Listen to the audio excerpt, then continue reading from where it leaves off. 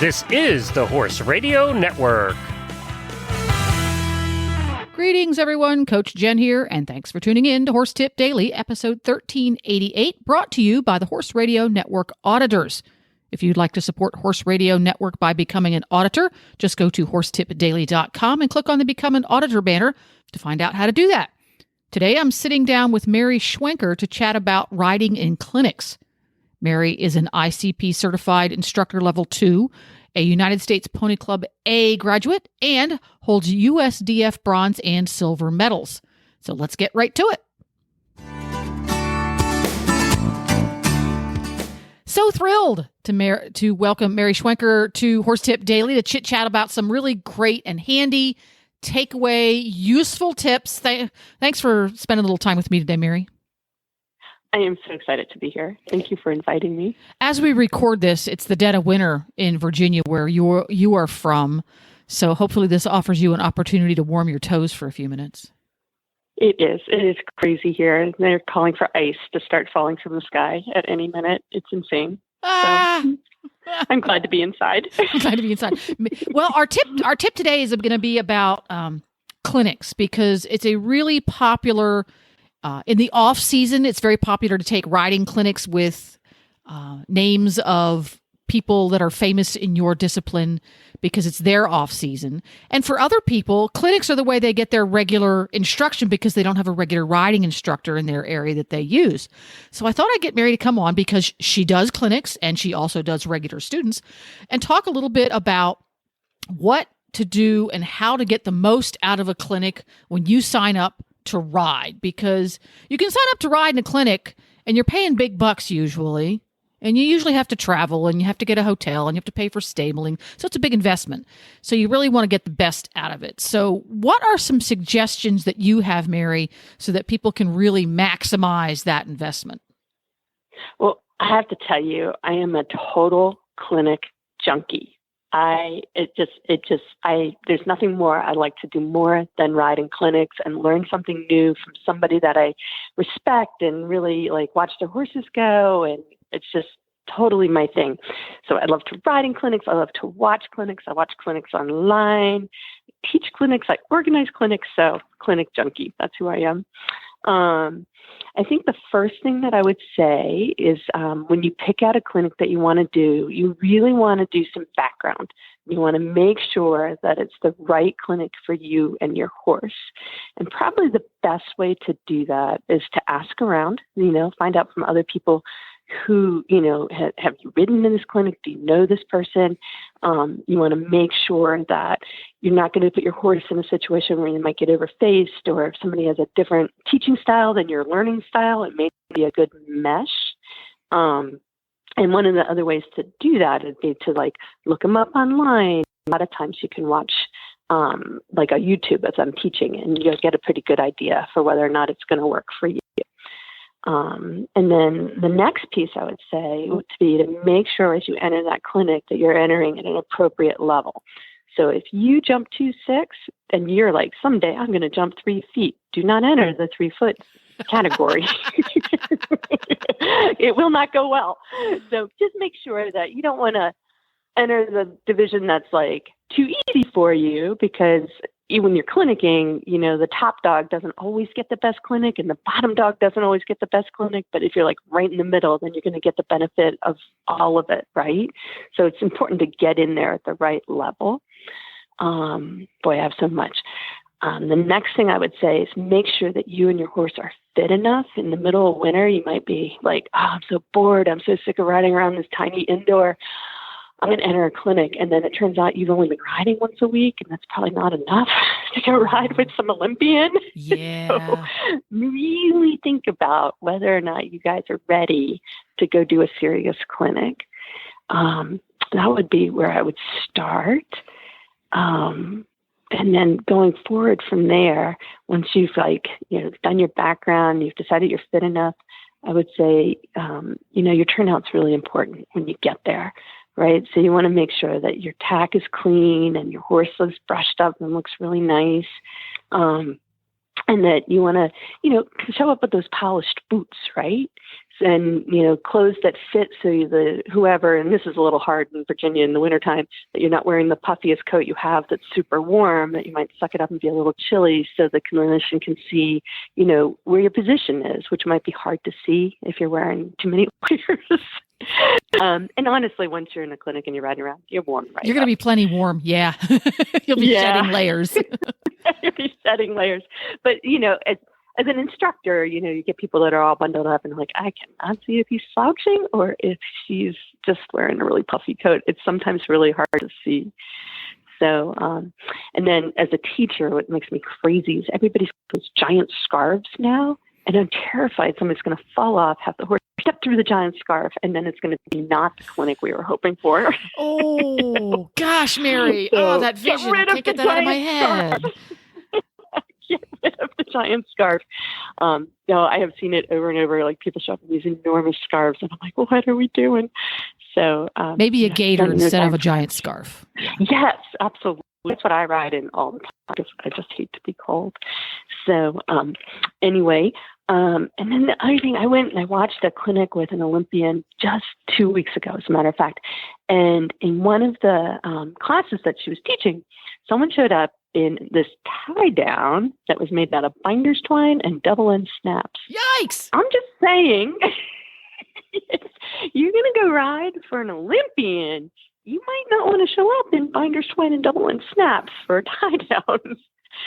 So don't show up in anything wackadoodle, because then they scratch their head and they're like, what's going on here? And it changes the tone of the lesson you might get, Mm-hmm. This person handled it with absolute grace and was like, so tell me about this, and then talked him out of wearing it, which was great because it was not very safe. But, make sure that I would say show up in what you would show up for in competition, right? Mm-hmm. That would be kind of my advice on the turnout. Mm-hmm. Does that make sense? Yes, it does. Good. Anyway, let's see. What else can I tell you about clinics? Let's see.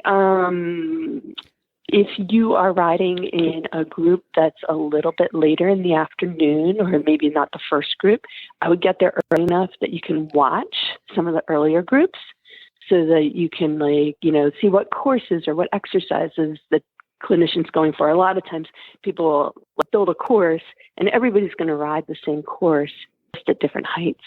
Yeah, there's going to be some overlap. There's definitely going to be some overlap. And then that way it kind of gets you, for me at least, it kind of gets those nerves out of the way. And I can really listen to that's how they're going to say that. Or I can see them, what they're going to really drill in on a particular, so if a horse is a little, they're going to use the spiral exercise, or they're a big, we're going to use shoulder in to get the half pass better, and then I can almost anticipate it and expect it when I show up to that. And it's really nice too, especially if it's an instructor you've never watched them teach in person, or you're really not that familiar with them. It's really nice because sometimes an exercise or an issue or a solution is explained and you don't get it. And if you watch the groups that go before you, something that during your ride you might have struggled with because you didn't know what they were talking about. By watching everybody that rides before you, you go, oh, I'm glad I watched this because I had no idea what she was saying. But now that I've watched somebody else figure it out, I'm going to be ahead of the game, and I'm going to get an extra 15 minutes that I don't have to spend scratching my head. Right. No, that's exactly right. And what I tell my pony clubbers, I'm big into pony clubs. So my kids that are in my pony club, I'm like, you guys have got to pay attention when I'm teaching these other guys. Because sometimes my biggest, as a rider and a trainer, my biggest aha moments have come when I'm watching somebody solve a different problem than maybe the problem I'm having with this horse. Right? Because I ride another horse that maybe, resists in the right rein. So if I'm watching and they solve that problem for somebody else, I'm like, oh, that's how you do it. Exactly. You do have many, many light bulb moments when... Right. Exactly. You have a horse that's stiff to the left but you're watching somebody else on a horse that isn't, quote, stiff to the left, but you go, oh, wait a minute, I see a lot of commonalities with what I'm dealing with. I can take this home and use it there. Very interesting. And some advice that somebody gave me a very long time ago about clinics is we sign up for clinics and we have a propensity to cross our fingers and hope and pray that our horse is perfect.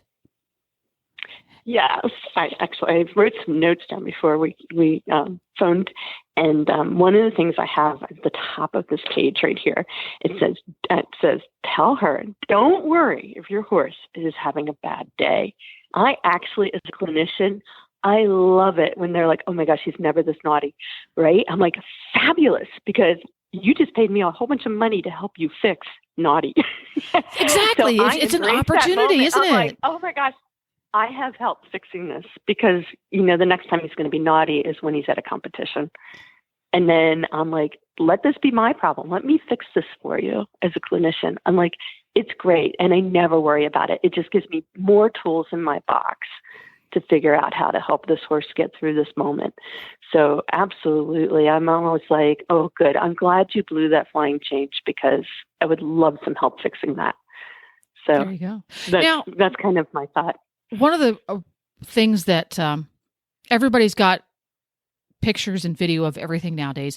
As a clinician, how do you feel about someone who's riding a clinic that has someone with them filming it? Is that something that you can just do pell-mell? Is that something you should ask permission when you enter the clinic?